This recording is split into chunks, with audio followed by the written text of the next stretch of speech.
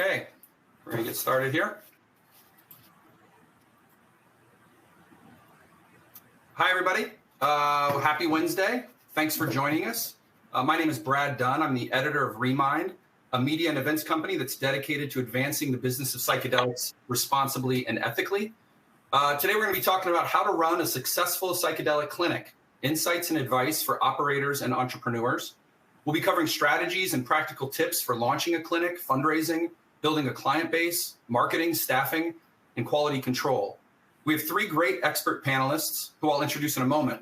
But first, I wanted to share some good news. If you haven't registered for our second annual Remind Psychedelics Business Forum, which is November 28th and 29th in Las Vegas, we're going to be sending everyone in the audience today a promo code for discount on tickets. We'll also be recording today's webinar, and we will send a video link to you as well. So look for that email. So now let's get started. I'd like to introduce our three panelists.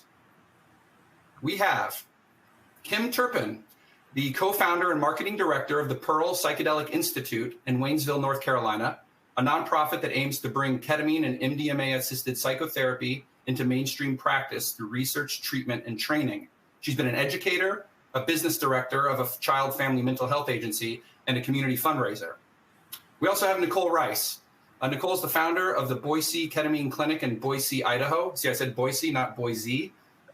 Which opened in 2015 and offers ketamine infusion, ketamine-assisted therapy, and ketamine-assisted psychotherapy, as well as group work.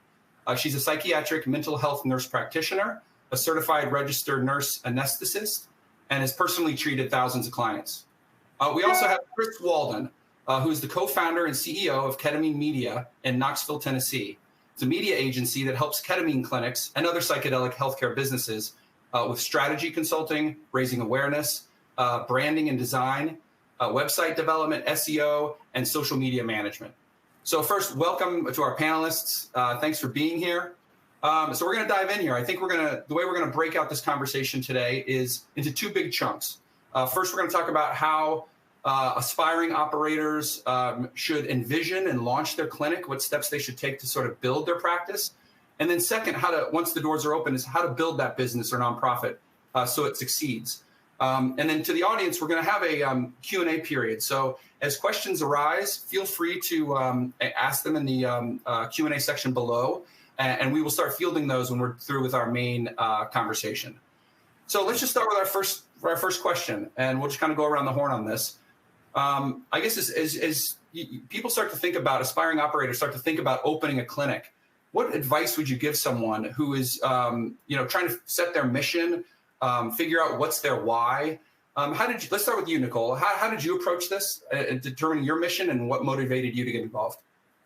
Sure. So I think having a clear passion and a goal in mind is really key to long-term success. Ketamine clinics take a lot of work, and without that, you're not going to be able to provide as high quality care. I read a continuing education study on ketamine used in the ER for suicidal ideation, and it had a 70% response rate in a single dose. And I felt like if I could bring that kind of success to my community, I had to give it a shot. So I opened a little over 8 years ago, and I was the 10th or 11th clinic to open in the US, so pretty early on. That's great. And Kim, how about you? How did you guys at the Pearl set your why and figure out your early, parts of your vision? Well, so my husband, who is our executive director, Raymond Turpin, went to CIS in the 90s with the intention of psychedelic medicine being what he was called to. And we then came and moved to North Carolina and opened a child and family mental health practice. And we're in the mountains of Western North Carolina, so we became very aware of the barriers to patient access with healthcare. And when we found that we were able to also bring psychedelic medicine to this area, we took the nonprofit approach because of wanting to bridge that barrier to patient access, and that is our long-term vision. As well as training and education, community education. So that's great. And research. Mm-hmm. That's great. And Chris, you've worked with many firms who have you've helped them launch their businesses. What advice do you give, or how do you help them approach that? Setting their mission. Yeah, this is such an important question and topic. We are a very purpose-driven organization ourselves, and so out of the nearly 300 practices that we've had an opportunity to work with through the course of our career, one of the things that really stands out for us, we've got great relationships with the people that we work with, but we really call it clarifying your why, right? Having a very clear picture of why you're starting your business and being very purpose driven, leading with the mission, not leading with, the money, right? And so, I think, as you start a new business and venture into entrepreneurship, which can be very, very challenging, as Nykol had shared earlier as well, having a mission, right, and a why that is bigger than the adversity that you're going to face in your business moving forward is what's going to carry you day in and day out, right? And so, we always make jokes about, being an entrepreneur and you have to be an expert at making lemonade, right? Because when you first start the business, anything that you can imagine that, is going to happen is going to happen, right? So yeah, the biggest parallel through our book of business has been having a very clear why as to why you're starting the business, being purpose driven, and really kind of understanding what your unique value proposition is in the marketplace. Why should people come see you versus the other people that are there? And I think the why can help you to determine that. So. That's great. And so once you have your vision sort of set and you have an idea of what you want to accomplish and goals, how did you all approach fundraising? And did you pay for this yourself? Was this out of savings? And how did you find backers? And how did you just get the money to open your doors? And how would you advise somebody who doesn't know how to do this, what steps to take? I'll just leave that open, whoever wants to jump in. I can say that we started off with, because we were an expanded access location, we were given some funding from MAPS as well. So thank you, MAPS. And we were also given funding from a local foundation here called the Evergreen Foundation. And they really helped to solidify us being accepted in our local community for bringing something that was relatively new and obviously a lot of education being needed to bring something like this to any area, especially rural, and then from there we had our first event that we had was a movie night. We actually did a series of movies that were documentaries because what we wanted to do is we came out into the community was not only introduce ourselves, but introduce what is psychedelic medicine and what is psychedelic assisted therapy. So we picked 4 of our favorites and then had Q&A afterwards. And the first one, we started off with I'd say the audience was probably about 2/3 of the way full. And by the 3rd and 4th one, we were selling out with people wanting to know when the next ones were. We had other movie series that we continued on with. We've got another one in the fall. Our first big fundraiser that we did last year, we're having our second one coming up this month. And the number of people that will be attending this one are probably quadruple. But the first one, we did it as a gratitude party and we didn't charge for tickets. We basically sent out invitations to everyone in the community. It was a small event space, so it only held 50 people total, but it was perfect. It was right on the top of a mountain looking over Asheville skyline because we're in Western North Carolina. And but we did it as a thank you. And they came and we raised over $10,000. And wow. That isn't a lot, but it's a lot when you're doing this from the get-go. Well, and it's very smart. You're combining the movie nights were a fundraiser. Also, you're building. They were a $7 minimum donation to get, and you came in, and then they bought pizza and beer, but they, we had coffee mugs and stickers and T-shirts just to get people excited. And then we had people that would come in and by the 3rd, because we had some that came to all 4. And by the 4th one, they were handing us $20, $50. It was That's incredible. But I would say the main thing is the approach that we've taken with fundraising has been education is our primary goal, and then the money will follow. Does that make sense? And gratitude is our primary goal because anybody it's a collaborative. I do believe that this is not just about us in this community. It's a collaborative approach. In order to bring psychedelic medicine forward, it takes a collaborative community. Yeah, that's great. Nykol, how did you approach fundraising? And yours is more of a for-profit model, and I believe you did a lot of your own savings for this, right? Or how did you do it? I did. So I wasn't sure like what my resources are. I don't have a business background. I just wanted to help bring this to my community. So I saved up paycheck by paycheck until I had like a full treatment room in my basement.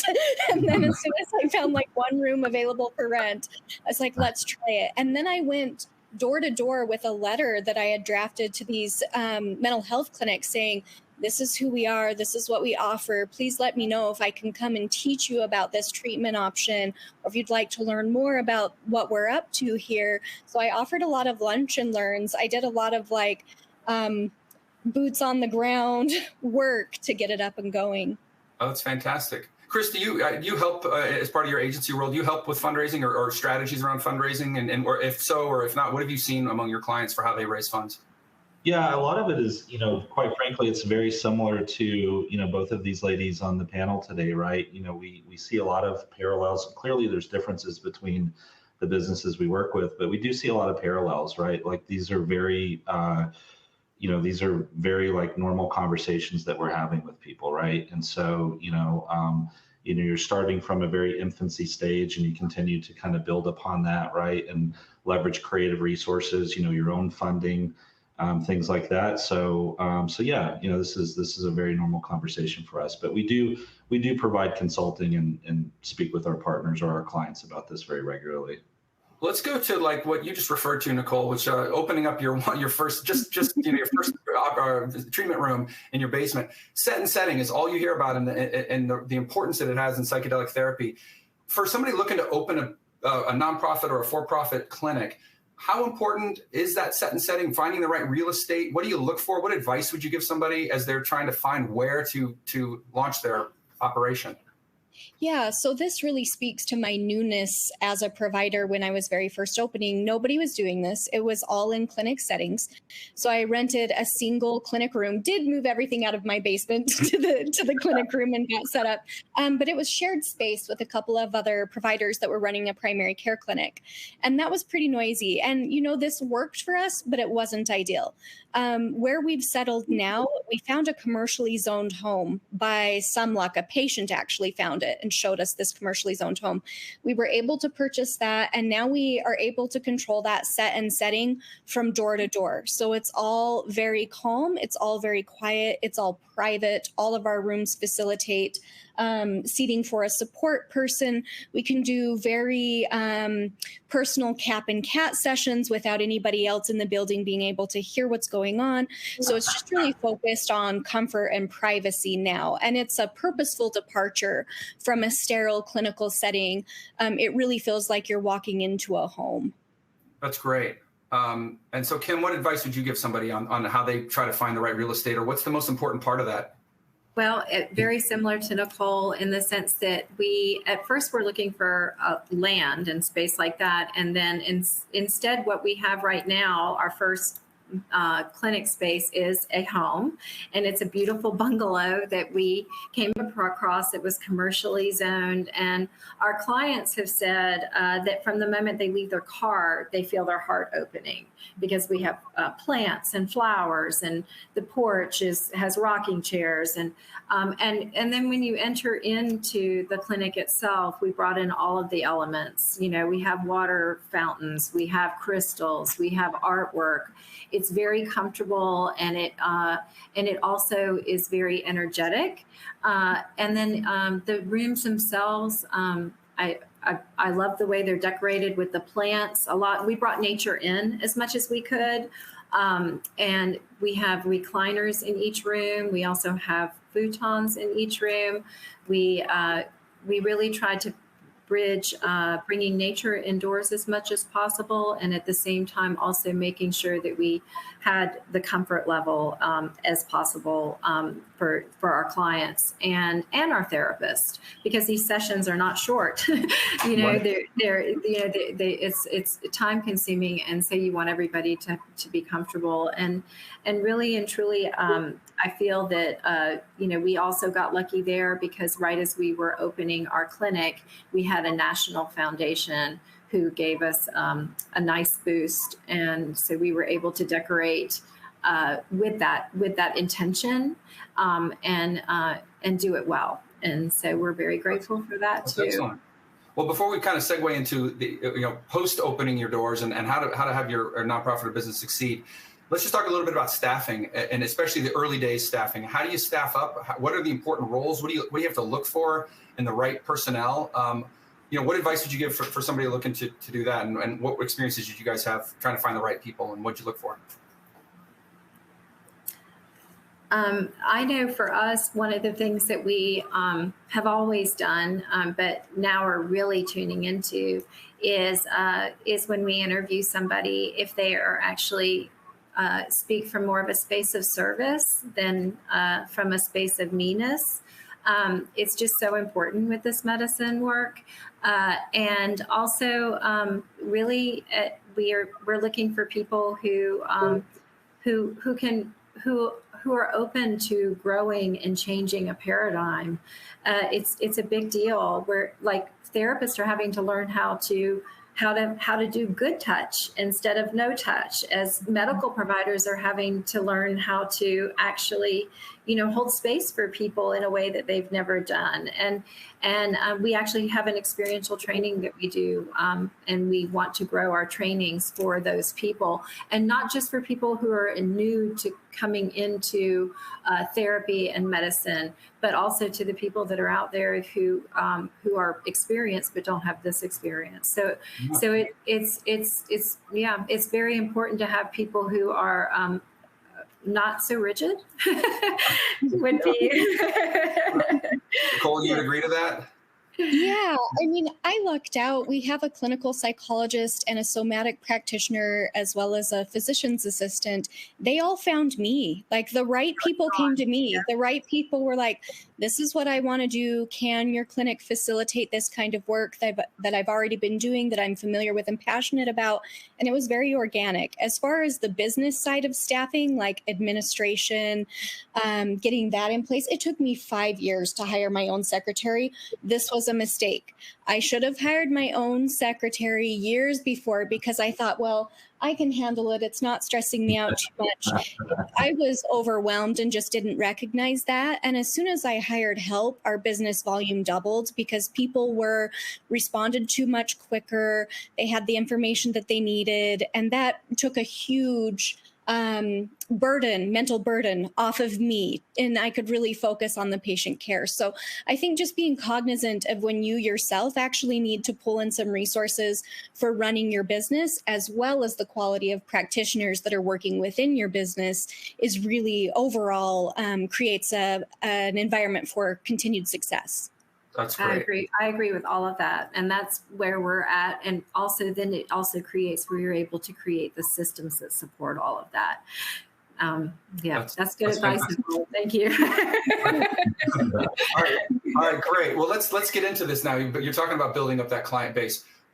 Once your doors are open and you're ready to take in some patients, how did you guys? What advice? What tips did you have? What did you learn about building that client base, and how did you go about it? As far as our client base goes, we've been getting referrals from other practitioners in the area, and we do allow people to apply themselves. And we do have a metavalent and intake. Obviously, all of that is rote and needed. One of the ways that we are really, I think, building our client base is we have a personal approach from the very beginning. We talk to them about our sliding scale fee. We try to really meet people where they're at, because we don't want them to come into this being stressed out about the funding and then have that stress replace the other anxiety. And with that, we also are very cognizant of making sure that they fit this type of work and that they're ready for this type of work. We do have an extended integration coach who is available to do prep if people need a little bit more time. And we also really, we ask that they have a clinical home, a therapeutic home. Yeah. Great. And Nykol, how did you, go ahead. Oh, I was just going to say, Kim very nicely addressed a lot of those pieces. I would just add from like a a patient follow through standpoint, for us, it really helped with intake, having a 30-minute consult just to go over questions with people. And then we do, when they sign up and decide that they're going to pursue a series, then they get a full hour, prep. And then they're fully ready to engage in this process. And by the time they walk in our door for the very first appointment, we've had no less than 4 to 5 points of contact with them, from a welcome email to a full medical consult and screening to preparation. So they feel pretty prepared and ready to start on this journey. So we're not a same day, treat them and street them kind of practice. They really do kind of have to go through this process and be ready for the experience.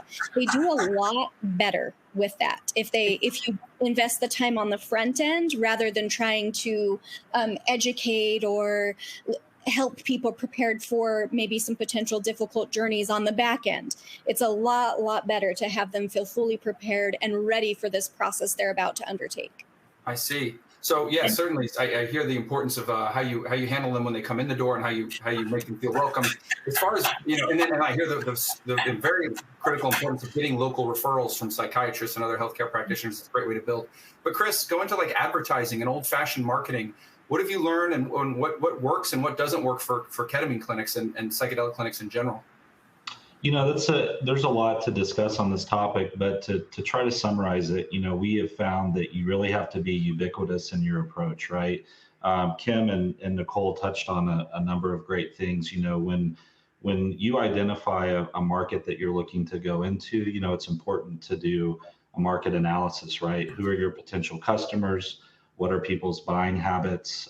Where should I open up my business? How large is my market? What are people charging in my market, right? Who are people that I can collaborate with? Referrals, some of the things that we touched base on earlier. And then again, the unique value proposition kind of ties into that. But in order to be successful in any community, you have to be a part of it. I learned that very early on in my career in a different industry. And so I think that's something that's very important. But, there's a lot of traditional forms of advertising and non-traditional forms of advertising that exist. Some of the common ones that we're familiar with, obviously, with social media, content marketing, things of that nature within Google and major search engines. But one of the things that we found to really be most effective, really, especially from an educational standpoint, is a very high level of content marketing with a lot of intent and education behind it. Because, when somebody raises their hand for help, right, through an advertising channel, there's a few different ways, right? So for example, like on social media, we would call that more interruption-based advertising, right? People are glued to their cell phones. They see compelling call to action, a video, something that encourages them based on an impulse to raise their hand for help.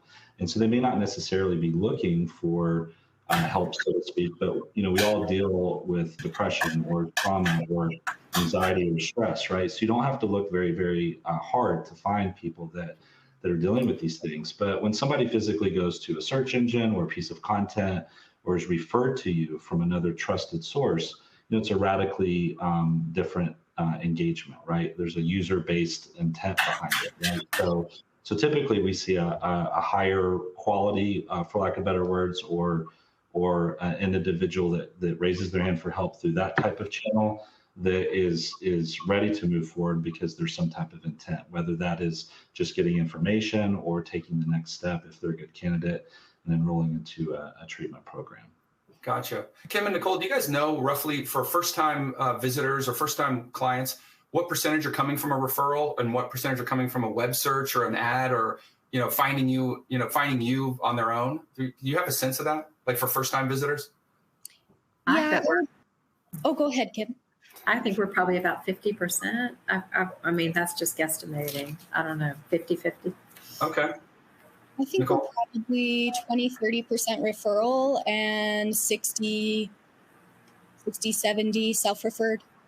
Okay, great. And then talk about, this is kind of a staffing question, but as far as the people on the phones and fielding the phones, how important is that role? It sounds like once you get to you're getting a medical review, you're talking to a medical person. How important is that first touch? And is this just somebody who has to be really knowledgeable and kind and open? Like what's that role have to be?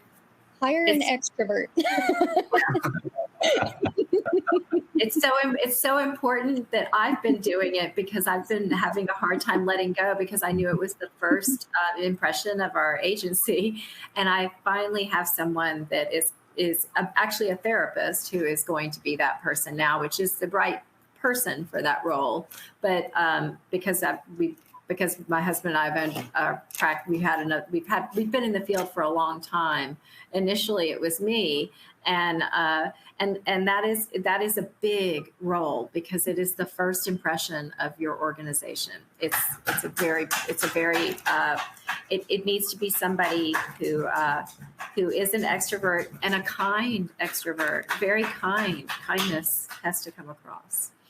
Yeah. That's the number one recommendation, or one of the number one recommendations that we have for our partners we work with. The art of communication is so incredibly important, for even the reasons that Kim had just mentioned. And so, we've seen drastic, changes through the course of our relationships with the people that we work with, right? And many partners that we have that were very good communicators on the front end of their business, that, prior to them growing, so to speak, right, we're fielding all the phone calls, and then passing that baton over to someone else can be very challenging to let go, right? But yeah, that's, one of the first impressions of your business, right? And when somebody has literally just a couple seconds to make up their mind on what direction that conversation is going to go in, we've seen that particular piece of the business have such a large impact that it can make all the difference in the world.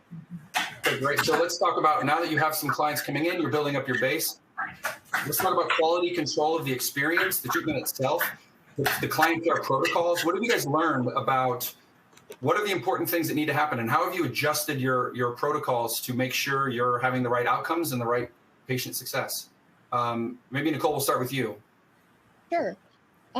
So I would just say, as far as like logistics go, if you're looking for a high quality clinic, you want to make sure that you have the necessary supplies to keep people safe. So you want a vital sign monitor. You want ideally an infusion pump. A free flowing bag is not ideal for a controlled infusion. It's a little bit safer and a little bit more customizable to have an infusion pump. And then just the set and setting, private, customizable music, ideally a recliner or a bed, and then seating for a support person or therapist is a great thing to work with. We did start with a variety of protocols. We have several different ones that have kind of adapted over the years. The one that has varied the most is definitely our CAT and CAP. So we have gone from, troches, which is lozenge ketamine, to a variety of intramuscular ketamine experiences, to IV experiences.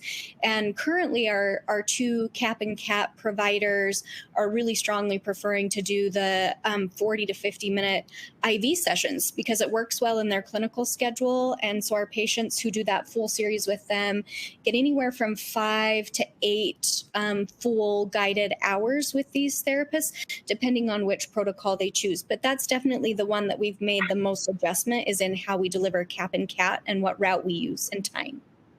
Gotcha. Great. Kim, how about your protocols and what you've learned and to make those outcomes as successful as possible? I think that we are doing the lozenges and the intramuscular. We are actually looking at adding the IV, but we started off with that because of because of it being a psychedelic experience that they actually receive. And so one of the things that we immediately started adjusting was realizing that somebody might need more than one prep session, even because of you have an intake and all of a sudden you've unpacked what they're wanting to work on, and you realize you need to get to know them a little bit better, and you need to have them get to know you a little bit better, because everything is about the comfort level when they are actually under. And the other part that is very important is making sure that you start integration as soon as they come out of the medicine, so that you're capturing what they experienced right away. And then 24 to 72 hours later, you're having that next integration experience, so that they are fully able to recall as much as they can, and then let that internal healing system help them in their unpacking what the messages were that they were receiving. And it's really been incredible to hear the stories. It's just beautiful. It's an honor to be in this realm. Oh, that's fantastic. Okay, well, I want to get to some audience questions. And I have a few more things I'd like to get through, but I would like to talk about maybe operators who are up and running, have a successful clinic. Actually, let me just diverge for a minute. What kind of cash runway, based on whatever fundraising you did, like how long did it take before you were breaking even or like getting ahead of it? Like what would be an average time in your experience, a new ketamine clinic should give itself before it's able to sustain, its model? Chris, maybe we start with you. You're the people you work with. What advice do you give them for a cash runway? It varies, right? We've seen so many different variations, right? And there's a lot of ways probably to answer this question, right? And so not necessarily right or wrong ways, but I think starting a clinic, starting a clinic now in comparison to what it was like even a number of years ago is radically different, right? And so so the advice then and now would certainly be different. But for a new owner operator starting off today, I would recommend that somebody have a minimum of 6 months reserves in the bank to cover all expenses, right? Certainly, and sometimes that's very unrealistic for people, but I think that's where the why and the passion and the other resources come in, right? And so you can find a way and make a way. I think, Kim, what you had shared about the movie nights and some of the other creative things that you did with fundraising was brilliant. But yeah, there's a lot of ways to answer that, Brad. But today I would recommend that somebody have a minimum of 6 months reserves for all expenses. Do a pro forma, understand your numbers. That's going to be important. But that would be our recommendation to any new clinic owner starting today. And don't put the cart before the horse. Don't get a large space that you're not ready for. And instead trust that it's really about the services, and then the space will grow with you. And I think that has been a lesson that we've seen happening in this industry. And I also think it's really important to make sure that as you're growing, that you put as much as you can into your services, because that's how you're going to build your reputation. And so that's also, and by services, it's all of it. It's that wraparound care. It really, you can even grow that extended integration piece to be doing community events at your location, which then helps to grow your market share because people learn about you, like with having more education nights, sound baths, all those fun little things that are out there to really bring people together and learn about what we're doing. It takes time. And man, don't do it. We put a lot of our money in as well as our my husband and I's founding partner, Bill Zimmer. We all had to coming at this, not knowing a pandemic was coming was really challenging. I'm sure Nykol can speak to that too. Well, congratulations for making it through, for weathering the pandemic, for sure. Nykol, the same sort of experience for you, the runway to get sustainability? Yeah, so I would just share that this takes a lot of time. I did 7 years of 70-hour work weeks until I could leave my other job. It just takes a lot of time and resources in order to get up and running. And out of the 7 years I've been running, we've been profitable 4 years. And the other 3 was like COVID, my initial startup year, and then a year I went back to get another postmaster's certificate. So just keep in mind, you're likely to have some lean years. I think there's this misconception with the psychedelic medicine space and with ketamine clinics that they're simple and that you just buy some supplies and you know how to program a pump and dose the medication and you're going to be bringing in all this money. And that couldn't be further from the truth. It takes so much work, and you actually have to provide a high quality service, and then it's going to take you time and effort that's sustained over many years. So I think you just have to be ready to buckle up and be on that journey with your practice as well. Yeah, that's well said, Nykol. I was talking with Cassie, my wife, the other co-founder of the business, and we were just kind of thinking back through the years, and we didn't pay ourselves for the first 3 years of the business, right? And so, but such an important topic to go over. Absolutely. Well, that gets back to the make sure your why is right, because that's what's got to see you through those times. All right, let's do a couple of just last questions, round robin, and then we do have some great Q&As, audience Q&As coming in. And just another reminder to the audience, we're going to be taking as many as we can, so feel free to pose a question now while we sort of get through a few more final questions. I just wanted to end on two in particular. The first is just looking back over your careers in this space, however long they are, which all of you are pretty long. If you could do it all over again, thinking back to lessons learned, hard lessons learned, that you could, one or two things that just stand out is either mistakes or things you didn't know. But what would you tell somebody if you could do it all over again, how you would do something differently? And I don't know, whoever would like to go first on that. I'll jump in. I was talking with Cassie about this earlier, and to be honest with you, for us, it would be this conversation and conversations like this happening much earlier on in the process and relationship with people as well as our company. One of the things that we discovered very early on, shouldn't say too early on, maybe 3 or so years into the business, is that, we had to be a lot more than just a traditional advertising agency, right? Because at the end of the day, aside from being purpose driven and all of these things that, add to ketamine media, it's there's so many challenges, right, as we discussed today, and so many rewards as well for being in this space. But we had to pivot and start doing a lot more consulting and things like that as well, to be able to start really working with our partners very early on in that cycle, right? And so I would even venture to say that we would have started having these conversations even before we were onboarding new partners or clients into our agency. So for us, that was the biggest kind of takeaway when I thought about that question. Great. Kim or Nykol? I loved what Nykol said about getting her secretary, and so getting that support sooner than what you like, because before it becomes a cog in the wheel, getting that support, which is also your systems, getting all of that in place in a way that you're anticipating it and not reacting to it so much. To get to that place where you can actually anticipate instead of reacting should be one of the first goals.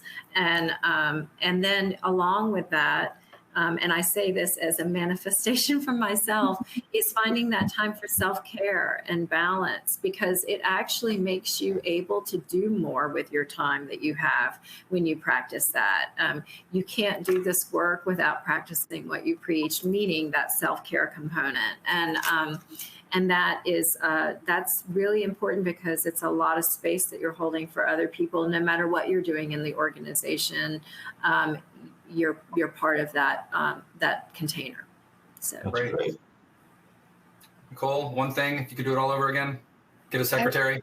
I've been more excited from the start. I was so early on in the space that nobody knew what I was doing, and there was a lot of gray area. And so I would have just been more excited and more proactive about getting the word out there. There's way less stigma to overcome now. I mean, with Michael Pollan's book, with some documentaries, there's been a big cultural shift in how we perceive and view psychedelic treatment options. But when I was starting, everyone I talked to was like, this is a horse tranquilizer. Like, we are so nervous about what you're up to. So there was a lot of misinformation that I was having to battle in those early years that I don't think you'd run into quite as much starting to open now.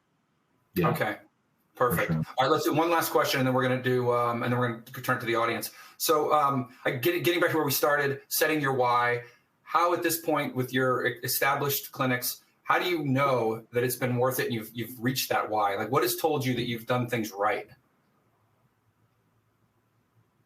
I feel like for us, it's obviously the obvious one is the patients, the clients, and actually the just seeing the results of their trajectory and their healing journey. That is the why. That is the why.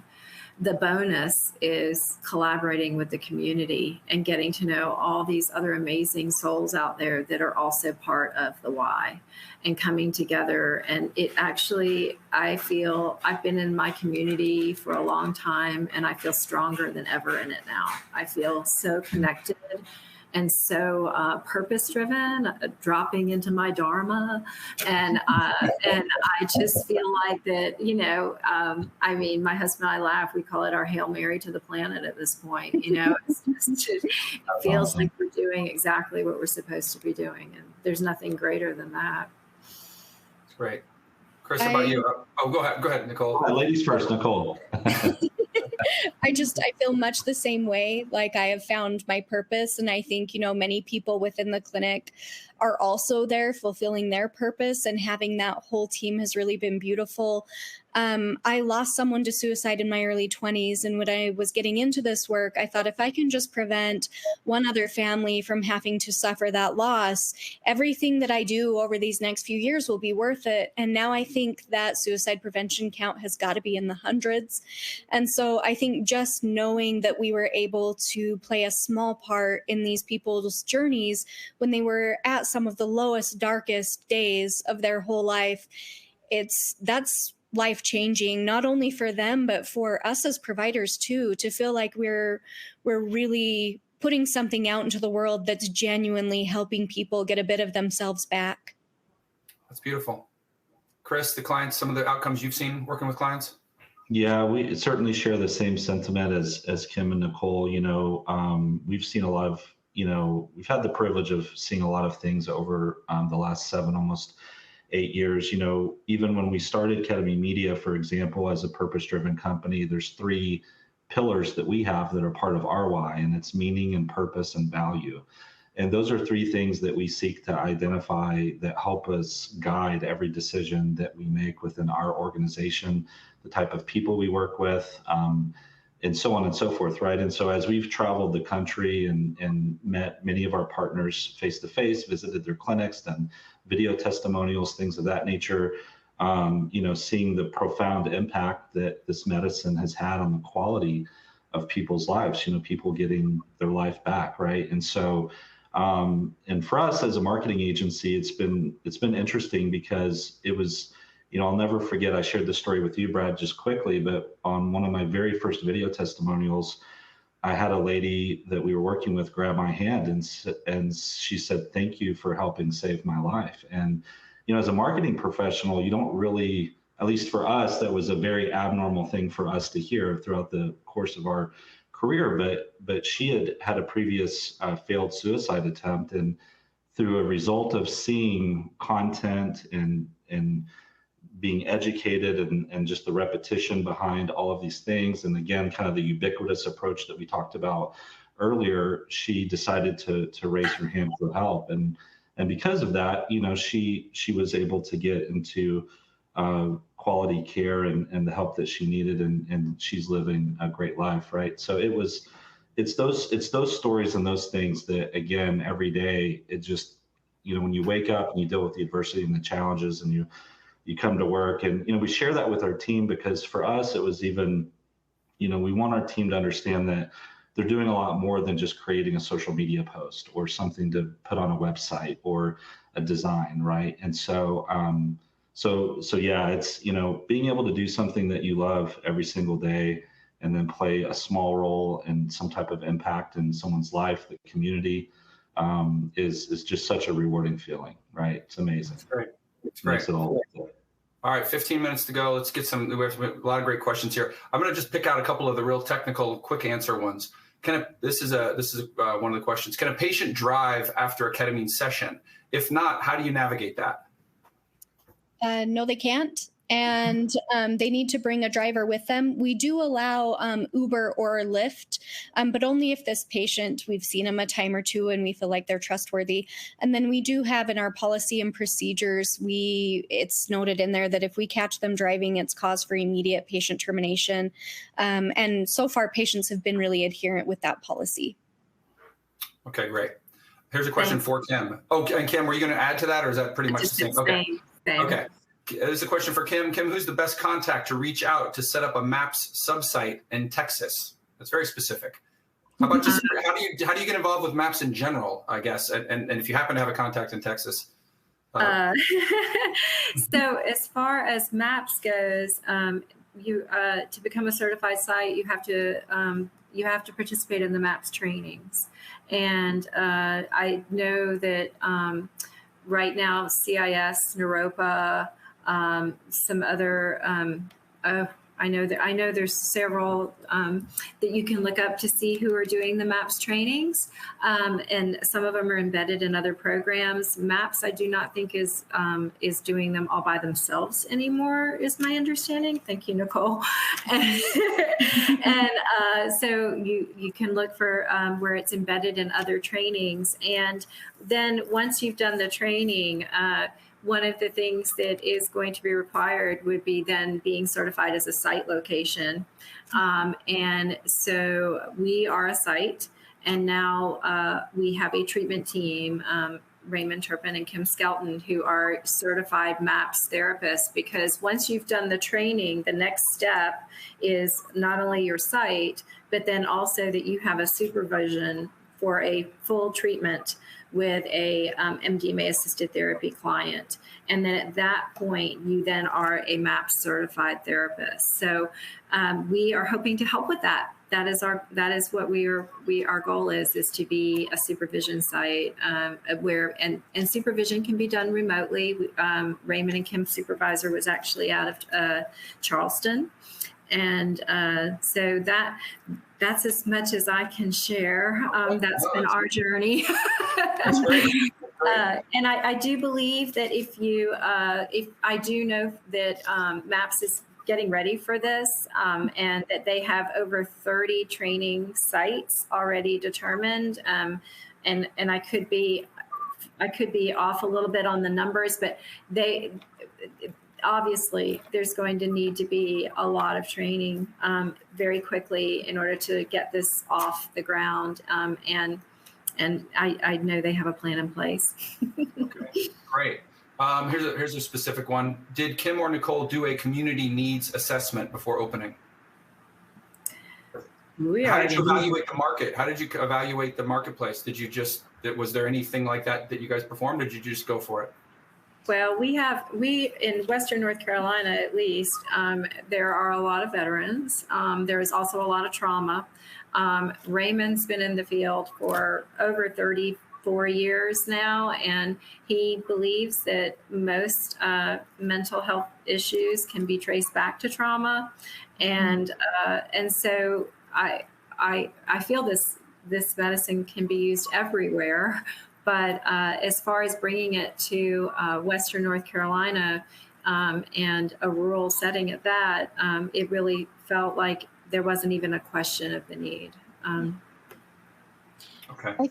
I felt the same, and there was nothing similar offered in my state anywhere. You would have to go to out of state, several states away, to get this kind of treatment option. So I figured, if I could just help one person, I would try it and I would see, and it just naturally grew from there. But it was a little risky opening up the way I did. Okay, great. So this is for Chris. Chris, from your experience working with clinics of all shapes and sizes, what has been the single most common denominator you've seen with the ones who succeed? I mean, I would go right back to the purpose and the why. That has been likely the number one thing that we've seen that has really clearly distinguished one practice from the next. Okay. Here's one for Nykol. Nykol, what's your continuing vision for transforming the Boise community with psychedelic medicine? Do you plan to keep up with new and emerging medicines as they become available or approved by the MDMA by the FDA, or are you thinking of expanding to other locations in other states? I have a couple clinics in Utah that I may consider expanding, but Boise's definitely doing the best out of the locations that I have. So my focus and goal with Boise is bringing MDMA and psilocybin, as those are federally approved and prescribable. And we actually have a whole team gearing up for this. So I've gone through the 100 hours MAPS training. I'm completing their virtual immersion training later this week. So I'll be able to do that myself. And then our therapists have also completed this training. And then there will also be a prescriber route. So I was happy to hear at the last MAPS conference that if you are not a therapist, if you are in the prescriber role, there's going to be a separate track for you to be able to learn that role. And then you would just need to incorporate the MAPS certified therapists. There's actually a board of, there's a developing board of psychedelic medicine that is being formed. And there'll be a sitter route, there'll be a therapist route, there'll be a medical provider route. There'll be a route for all of those to have access to become involved in the medicine. Okay, great. What kind of insurance or liability coverage is necessary? So for a business, you need all sorts of liability coverage. You should have business insurance. You should have insurance on your location.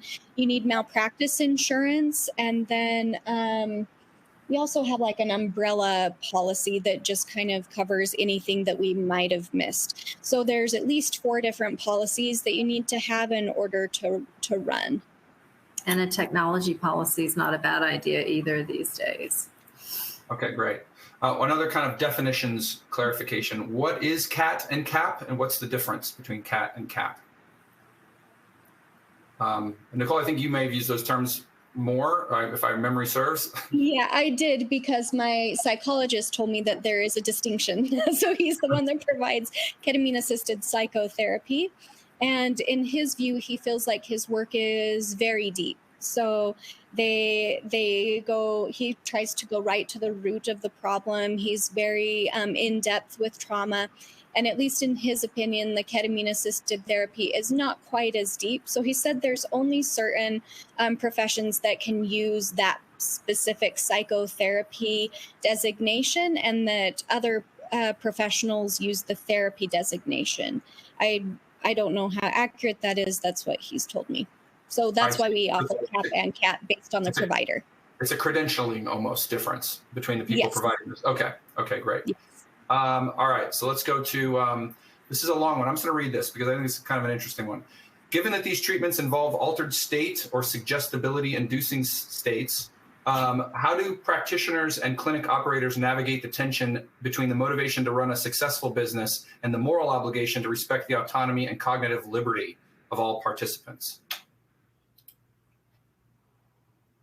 We may have lost Kim for a minute, but Nykol, and I don't know, and there's a further, for example, if a practitioner has the motivation to grow the business, what should the practitioner do to avoid letting that motivation enter the work with current patients to lead to undue influences being exerted on the patient's transformation?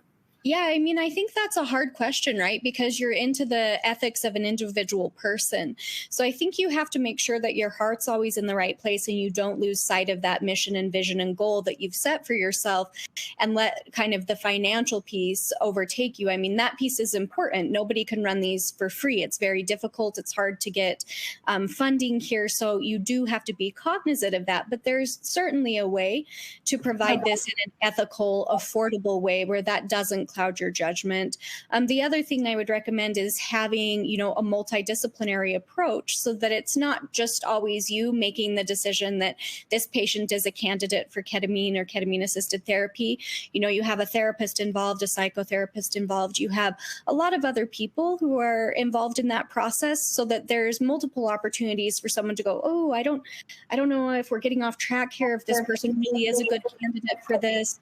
That would be helpful. Okay, great. And Kim, I see you're getting back online here, which is great. Here's another question as Kim comes online, and we have a couple minutes left. What's the biggest challenge in terms of growing capacity and scale? Is it finding high quality therapists? Is it regulatory compliance? Is it patient recruitment, insurance? What is often the most limiting factor in growing? Space.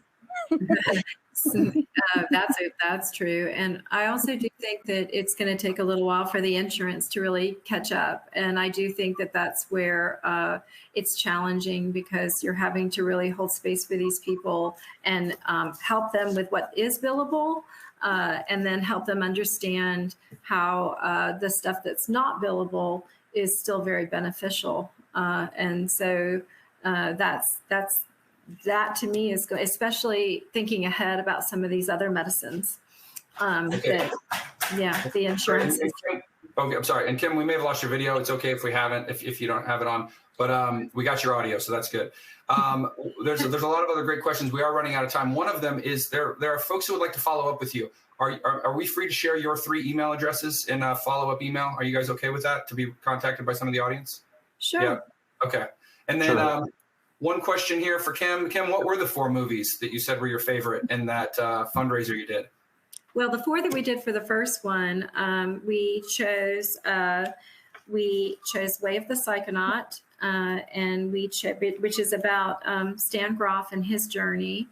We chose an old favorite, which was Hoffman's Potion, and Carol Littlefield has now done a new one that's out that's called Better Living Through Chemistry. And we also chose A New Science, The Understanding of Psilocybin. That is such a beautiful movie. Absolutely beautiful. And Psychedelia, we actually were one of the first folks who had the rights to show Psychedelia, and are very grateful that that director reached out to us. And now we've also done panels with Dose 2, Trip of a Lifetime. There's so much coming out. Rick Doblin, Prescription X, if anybody wants to help fund his movie, they are working on his movie right now. It really is a great way to bring a community together and then have a Q&A afterwards. It's just been amazing, some of the questions. And it's from a provider standpoint, people, as well as people who are brand new and trying to just understand what's going on, in a positive way. It's been a lot of fun. Fantastic. Okay, we are at time. This has been a fantastic conversation. I'm super grateful to all of our panelists. Chris, Brad, we also asked permission for all of those movies. We asked permission before we show those movies. That's important. Of course. Clear your copyrights before showing those movies. But I do want to thank our panelists, Chris, Nykol, and Kim. Really appreciate you guys sharing your experiences and your viewpoints on your successes and challenges that you've had in running your businesses. It's been great. We will share your emails per request to our audience members, and everybody still on the call, you'll be getting a link to the video of this, as well as I mentioned at the beginning, discount promotional codes for our Remind Psychedelics Business Forum this November in Las Vegas. So thank you for joining. Have a great rest of your day, and we'll see you again at the next one. Take care. Thanks for having us. Take care, everybody. Thank all y'all. Yeah, it was